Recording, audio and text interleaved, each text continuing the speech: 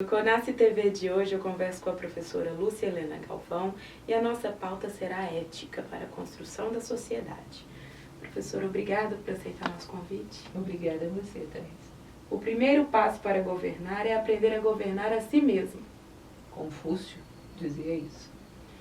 E aí, professora, como aprender a se governar para poder promover uma governança com qualidade?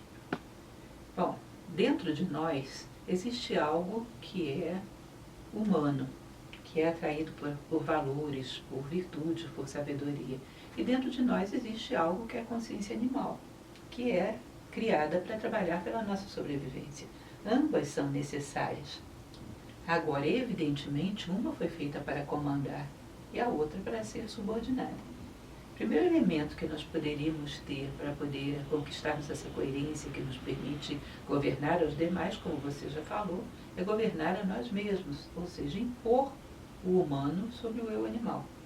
Platão costumava dizer, aliás, esse exemplo tem sido copiado na internet à torta direita, né? Ele costumava dizer que dentro de um ser humano existe um pequeno homem amarrado a um animal. Como os objetivos do animal são meramente sobreviver e os objetivos do homem são ter uma vida baseada em valores, cada um quer ir para uma direção diferente, mas eles estão amarrados. Então, necessariamente, um vai arrastar o outro. E quem vai arrastar quem? Aquele que você mais alimenta é o que vai estar mais forte e, consequentemente, é o que vai dar a tônica, vai dar a direção. Quem você mais alimenta? O que é alimentar? Cada pensamento, palavra e ação do ser humano alimenta o eu animal ou alimenta o eu humano. Nós precisamos de ética para a construção da administração pública. Mas a pergunta, então, baseada no que a gente está falando, nós somos seres éticos? Com certeza, eu acredito no ser humano. Aliás, Thais, eu acho fundamental que a gente recupere a fé no ser humano. O ser humano tem um espectro de possibilidades muito grande. Hoje nós só olhamos para baixo, para o mais fundo que podemos chegar. Seria bom, de vez em quando, olhar para cima e ver para o mais elevado que podemos alcançar. Temos grandes homens fazendo grandes coisas nesse exato momento na humanidade. Relembrar quão grandes podemos chegar a ser é fundamental. Com certeza você vai perceber que alguém que provou de um prazer do dever cumprido, de uma satisfação de ser coerente entre pensamento, palavra e ação, ele dispõe de uma felicidade que nenhum outro ser humano é capaz de ter. E quem tem esse tipo de satisfação não o troca por nenhuma outra coisa. Então eu acho que a falta de ética é falta de consciência do nosso potencial humano. É a falta de tomar posse daquilo que somos, mas não sabemos. Então é como se a gente tivesse se restrito a uma pequena parcela de nós. Somos controlados às vezes pela sobrevivência, pelo eu animal. E a nossa força de vontade nesse processo de controle absoluto? Eu diria que força de vontade é uma expressão muito interessante, porque antigamente falava-se só vontade, e era a mesma coisa. Hoje, como se confunde vontade com desejo, teve-se que criar uma nova expressão. A verdadeira vontade humana é a vontade de ser. O desejo, que é o desejo de ter, de viajar, de ir, de voltar, que não é mal, mas não é suficiente para dar a tônica da vida humana. A vontade humana ela tem um único objetivo, construir a si próprio como ser humano. Diante da morte, é a única coisa que fica, a única coisa que resta, o único valor real que construímos. E ela sim, ela foi feita para que a gente adquira as ferramentas, os potenciais necessários para sermos seres humanos plenos. E uma das ferramentas fundamentais é a ética. É possível definir ética? Olha, a ética originalmente vem de ethos, éticos, tem a mesma raiz de moral. Você sabe bem disso, que vem de costumes. Num determinado momento, não se acreditava que o ser humano poderia pensar de um jeito e agir de outro. Então, essas palavras tinham a mesma função. Em outro momento, a ética virou uma coisa muito teórica e moral uma coisa muito prática. Se você pegasse um grego no meio da rua e perguntasse para ele o que é ética, ele te diria, é o caminho que me leva ao Olimpo. Ou seja, o mais elevado que a consciência humana pode chegar. Então, para que você seja ético, em primeiro lugar, você tem que aspirar o Olimpo. Você tem que querer ser um ser humano mais elevado, mais pleno. Para isso tem que ter uma imagem, algo que te inspire. Voltar a pensar nos grandes homens que houve na história. Voltar a valorizar os homens que pelo mundo afora trabalham pela humanidade. Voltar a ter isso como foco. Falar menos do lixo humano. Falar mais de valor, falar mais de bons atos de vidas dedicadas à humanidade para inspirar o ser humano a querer subir o Olimpo. E a ética é o caminho para o Olimpo da consciência humana. Basicamente seria isso, uma vida, costumes, pensamento, palavra e ação direcionados em elevar a consciência até o Olimpo. As nossas notícias atuais da sociedade nesse contexto, então a gente desliga a televisão?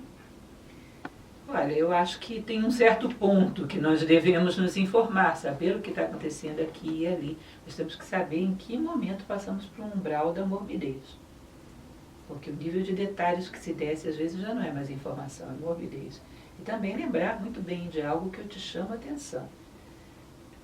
A maioria das pessoas que você conheceu na sua vida, eu já fiz esse exame em mim mesmo, 95% das pessoas que eu conheci na minha vida eram pessoas boas, bem intencionadas. Não digo que eram grandes idealistas, mas pessoas que queriam bem da sua família, não queriam prejudicar ninguém. Como é que alguém pode nos convencer que a maior parte da humanidade é criminosa, quando a nossa experiência nega isso?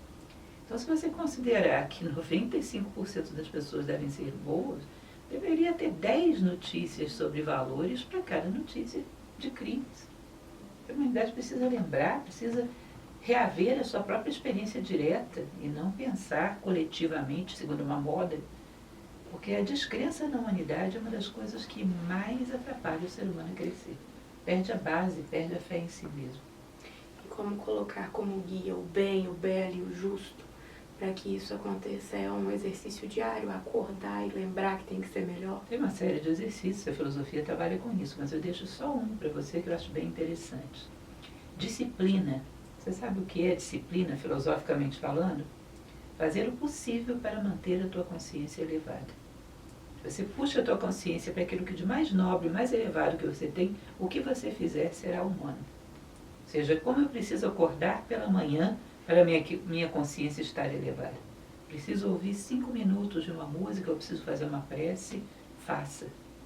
O que eu preciso fazer para que no meio de uma adversidade eu não vire bicho? Preciso parar um pouco, me concentrar, lembrar dos meus valores, passar uns 10 minutos aí, faça. Faça o que for necessário. No olho do furacão, pare e faça o que for necessário para que lembrar quem você é. Nós vivemos também um tempo em que todo mundo trabalha demais. E quando esse trabalho realmente absorvido como uma forma de prazer, de construção, tudo bem. Mas quando isso começa a sufocar os seres humanos, talvez isso também atrapalhe no processo de construção da sociedade. Como encontrar a medida, o caminho, para que seja feito o melhor para a própria pessoa e também para todo mundo que está em volta. Em primeiro lugar, não acreditar que a vida seja casual. A vida não é causa, é cosmos.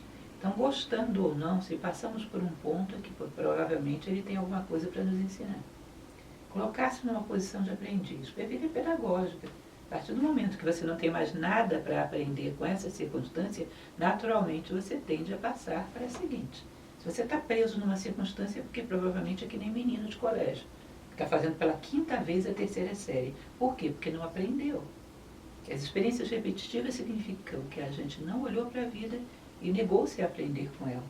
É a noção do amor fati, já ouviu falar? O amor pelas circunstâncias da maneira como elas se apresentam, sabendo que ali há um mistério.